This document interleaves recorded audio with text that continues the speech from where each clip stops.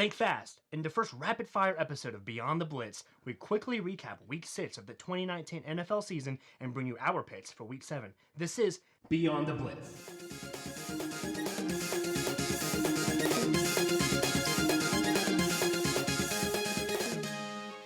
Omaha, coming at you with a quick audible real quick. Coming at you, as always, quarterbacks Brandon Wells and Justin Rogers.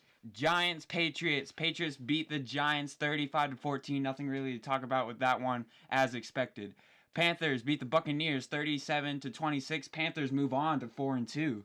And the Redskins beat the Dolphins 17-16 in the Tank Bowl. No surprise there. Neither team deserved to win that one off of a failed 2-point conversion by Ryan Fitztragic. Yes. And the defensive battle that nobody saw coming, the Saints defeat the Jaguars 13-6. I wouldn't say no one saw that coming. I probably would have seen that coming. And that defense of the Saints is looking pretty impressive. Saints move on to 5-1.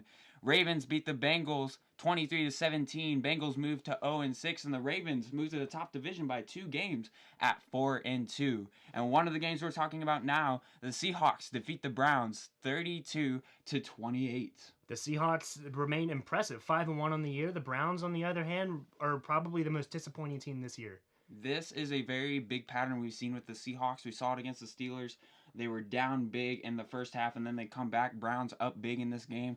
Seahawks roar back in the second half of that game. Russell Wilson is my candidate right now for the MVP. He's definitely leading the charge. This game just furthers his candidacy, and he's impressive. And that team as a whole is good. Pete Carroll's doing what we expect of Pete Carroll, you know? And this team finally looks like they're clicking like they didn't the last couple of years. They're finally back to where I believe they have been missing in the past. Yes, and now let's move on to other games around the league. Vikings win against the Eagles, a little bit shockingly, 38-20. Then another game we're about to talk about, the Texans shock the Chiefs 31-24. You know, we can't keep overlooking Deshaun Watson. The Chiefs have lost 2 straight now. Their Texans are heating up. I think they might be one of the hottest, if not the hottest team in the NFL right now, except for maybe the 49ers, of course. But look out for the Texans. They're coming. Deshaun Watson is clicking on all cylinders. That defense is finally clicking. That defense for the Texans is impressive, especially after losing to Jadeveon Clowney. I'm surprised the pass rush that they're getting on Pat Mahomes. It's going to be very interesting to see how the Chiefs bounce back and how Pat Mahomes bounce back after this week.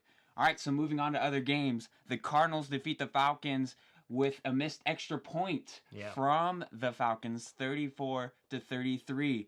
The 49ers still undefeated with a 20-7 defeat of the Los Angeles Rams. The Rams have lost 3 straight. They're now 3-3. I don't think anyone saw this coming. They're not utilizing their targets like they should be. And they have all these weapons that are just not showing up for their games. And then the 49ers, the most surprising team this year. I don't think that's up for question right now. Undefeated, Garoppolo's looking good. That defense is lighting it up. Their fans are coming in full throttle. I wouldn't want to play at home in the 49ers stadium right now either. That defense for the 49ers, we've seen the past couple of years, they've had top 5, top 10 picks, picking defensive linemen, and we saw the last couple of years they haven't been working out. Now it's all coming together, and we're also seeing Richard Sherman really step up as a leader on that defense.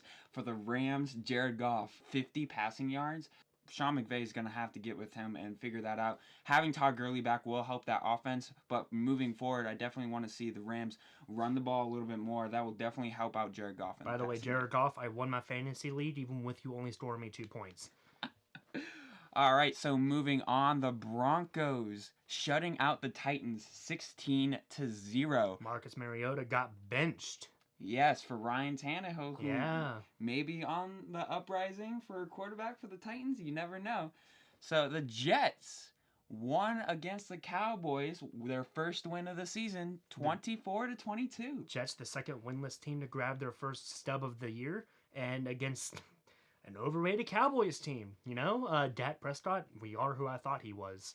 So I don't think Prescott is a top-tier quarterback in this league, and I think that they need to get rid of Jason Garrett before they're going to go anywhere with this franchise. And the thing is, everybody thinks that because Sam Darnold came back, that's why they won. That's not the reason why they won. They were playing a Cowboys team, like you were saying, that I think is overrated because that Jets defense is the same Jets defense that didn't win a game. So, Cowboys, you got to figure something out. Yeah, so I have a crazy stat here about that game. NFL teams are 90-1 since 1991 when they win time of possession, total yards, turnovers, pick up 25 first downs, and convert at least 10 or more third down attempts. The Cowboys' loss to the Jets is the first one in this Sunday loss. What? That is a statistic for you.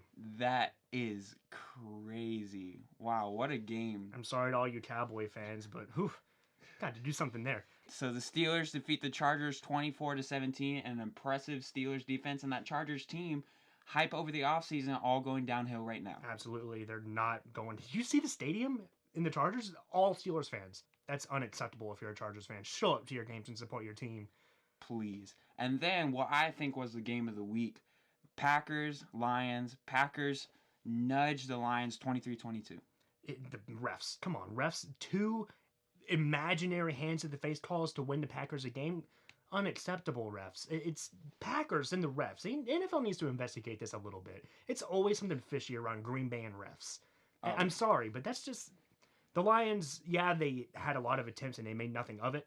They had way too many field goals in that game, but I think the Lions looked good still. They're still a contender. Mm-hmm. So now we talked about week 6. Let's talk about week 7, get some predictions going. All right, real quick, we're going to go over week 7 real quick, and then, of course, next week we'll be back for our regular full-time episode.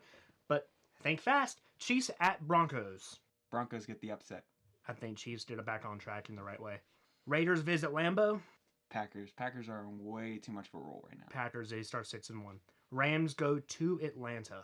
Rams get back on track. If Gurley plays, Rams. I think these two teams are slugging right now. I think that the Falcons' offense finally gets on track and can beat Goff in a shootout. 49ers visit Washington. 49ers. It's going to be an ugly game to watch, ladies and gentlemen. San Fran walks out still undefeated. Houston visits Indianapolis. Texans v. Colts. Give me the Colts in this one. Texans are hot. I like Deshaun Watson right now. I got to go Houston. Minnesota visits Detroit. Minnesota. I'm going to go Lions on this. They're at home. I still think that they have a really good team, and they're trying to get back into the playoff race. Jaguars go to Cincinnati. Jaguars. Give me Minshew Mania, baby. Jaguars all the way. Cardinals go to New York to play the Giants. Cardinals.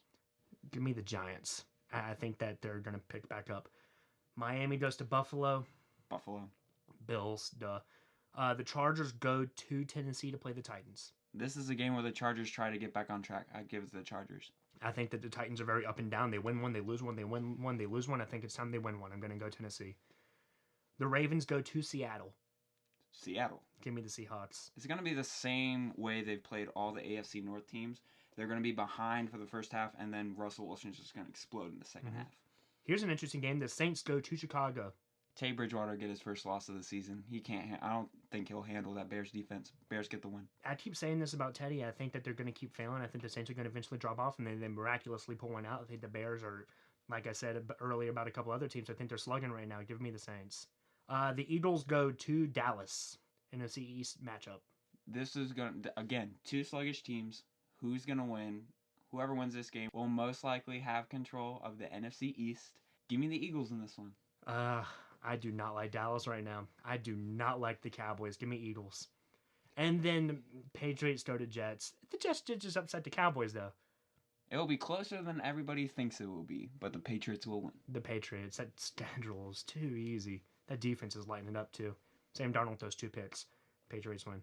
All right, so that is our picks for Week 7, and that thus concludes the first episode of Think Fast of Beyond the Blitz. Hope you enjoyed our Audible, and we will be back next week for a regular full-time episode. As always, quarterback in these podcasts, my name is Brandon Wells. And my name is Justin Rogers. And thank you very much for joining us today. This is Beyond the Blitz.